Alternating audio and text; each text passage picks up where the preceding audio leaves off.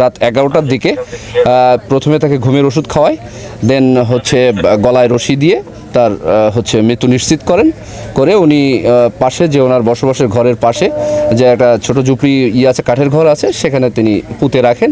যশোরের অভয়নগরের সীমান্তবর্তী এলাকায় নিজ স্বামীকে শ্বাসরোধ করে হত্যার পর ঘরের মধ্যে মাটি চাপা দিয়েছে স্ত্রী। ঘটনাটি ঘটেছে নড়াইল জেলার সদর উপজেলার শেখাটি ইউনিয়নের কাইজদাহ গ্রামে। নিহত শিমুল গাজী অভয়নগর উপজেলার শ্রীধরপুর ইউনিয়নের আবদুল্লাহ গাজীর ছোট ছেলে। সে কৃষি কাজ করে জীবন জীবিকা নির্বাহ করত বলে জানা গেছে। আসলে ওরে আমরা আছে 31/9 তারিখে খুঁজে পাচ্ছি না। খুঁজে না পাওয়ার কারণে আমাদের একটা অনুষ্ঠানে যাওয়ার জন্য আমার আপা ফোন দেয় 4-5 দিন পরে। দিলে ওনার স্ত্রী বলে কি ও তো 4-5 দিন আগেই চলে গেছে। তারপরে ফোন টোন বন্ধ, খুঁজে পাচ্ছি না। এবার আমরা একটা নপড়া থানায় অভিযোগ করি। অভিযোগ করার পরে তারপরে আমরা আজকে আসি খুঁজতে আসে এই অবস্থায়। এ ঘটনায় স্ত্রী পলি বেগমকে আটক করেছে পুলিশ। হত্যাকাণ্ডের সাথে সরাসরি জড়িত থাকার কথা স্বীকার করেছে সে। আটক পলি বেগম শেখাটি ইউনিয়নের শেখপাড়া এলাকার নুরুল ইসলাম নুরুর মেয়ে। এ ঘটনায় এলাকায় ব্যাপক চাঞ্চল্যের সৃষ্টি হয়েছে। হঠাৎ করে 2 তারিখে ওই জায়গায় আইসে ওই টাকা নিয়ে নাকি ওর সঙ্গে কথা কাটাকাটি করেছে এক পর্যায়ে।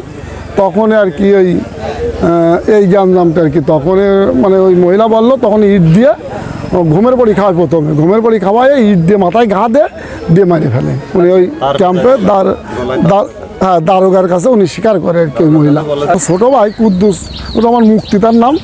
সে কিন্তু আমাদের সাথে না যে ওই জায়গায় মানে ঘোরাফেরা করে বাড়ির ভিতরে, সন্দেহ হচ্ছে বারবার যে আসলে আমার ভাই মনে এই জায়গায় আছে।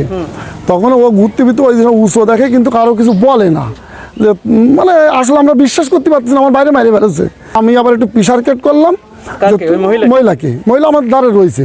মহিলা বললাম তুমি আমার ভাই আইছে, তুমি এই পর্যন্ত জিডি করনি, কোনো কিছু বলনি, তোমার কথা বললি তুমি এড়াই দাও, তুমি আমার ভাই হাজির করে দাও, তোমার অন্য কোনো সম্পর্ক আছে না তাই বলো, তোমার হয়তো কোনো সম্পর্ক আছে, সেই বিনিময়ে তুমি আর কি আমাদেরকে কথা এড়াই দিচ্ছ। অনেক কথাবার্তা পরে মহিলা কিন্তু কোনো কথা স্বীকার করে না। জানা যায় গত 2 সেপ্টেম্বর সোমবার রাতে নিখোঁজ হন শিমুল গাজী।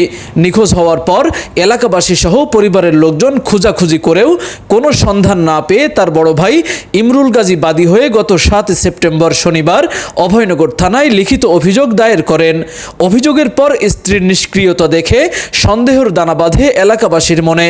সোমবার সকালে নিহত শিমুলের মামাতো ভাই কুদ্দুসুর রহমান ভাইকে খুঁজতে আবারও ওই বাড়িতে যান এবং পরিত্যক্ত একটি ঘরের মধ্যে নতুন মাটি খোঁজা দেখতে পান। সন্দেহ বাড়লে শেখাটি পুলিশ ক্যাম্পের আইসিকে অবহিত করা হয়। এ সময় পুলিশ ঘটনাস্থলে গিয়ে মাটি সরিয়ে শিমুল গাজীর অর্ধগলিত মৃতদেহ উদ্ধার করে এবং স্ত্রী পলি বেগমকে একই এলাকা থেকে তাৎক্ষণিক আটক করে জিজ্ঞাসাবাদ করা হয়। জিজ্ঞাসাবাদের এক পর্যায়ে হত্যাকাণ্ডের কথা স্বীকার করে সে।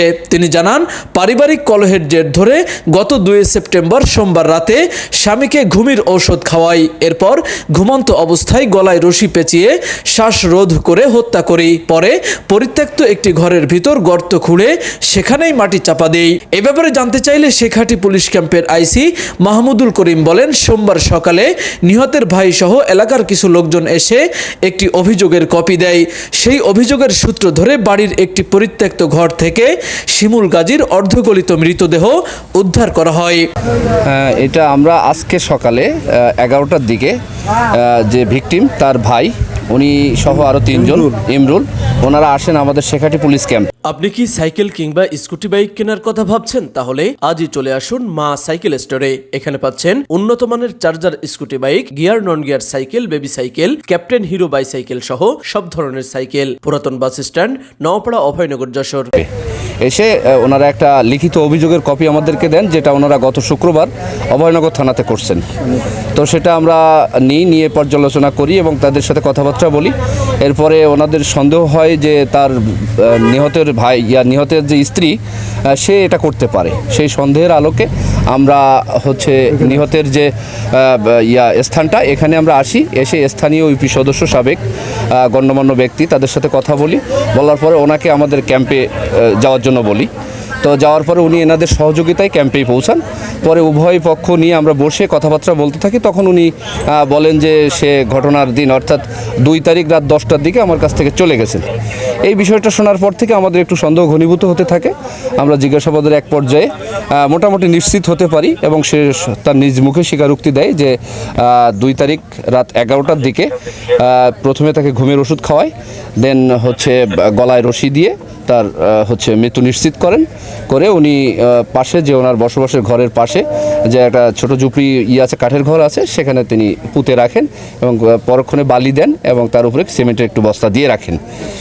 তারপর আমরা আমাদের ওসি স্যার সহ অন্যান্য অফিসারদের সাথে কথা বলি। তারপর স্যাররা আসছেন, এসে ঘটনাস্থল থেকে লাশ উত্তোলন করা আর হয়েছে। একটা বিষয়, সেটা হচ্ছে কোন দ্বন্দ্বের প্রেক্ষিতে স্বামীকে হত্যা করার মতো এরকম একটা জঘন্য কাজে সে পা বাড়ালো, এটা সম্পর্কে এটা জিজ্ঞাসাবাদ করছিলাম। উনি যেটা বলছেন যে আমাদের স্বামী স্ত্রীর মধ্যে যে পারিবারিক যে ব্যাপারটা সেটাই, এর বেশি কিছু প্রায় দ্বন্দ্ব লেগে থাকতো, এছাড়া আর কিছু উনি বলেননি। আমরা এ ব্যাপারে আইনানুগ ব্যবস্থা প্রক্রিয়াধীন রয়েছে। তৌহিদ হাসান, খবর অভয়নগর। আপনি কি বিশেষজ্ঞ কার্ডিওলজি ডাক্তার দ্বারা ইকোকার্ডিওগ্রাফি করে রোগ নির্ণয় করতে চান? তাহলে আজই আসুন ইউনিক ডায়াগনস্টিক অ্যান্ড কনসালটেশন সেন্টারে। এখানে প্রতি বৃহস্পতিবার ইকোকার্ডিওগ্রাফি করে চিকিৎসা সেবা প্রদান করছেন কার্ডিওলজি বিশেষজ্ঞ ডাক্তার হিমেল সাহা।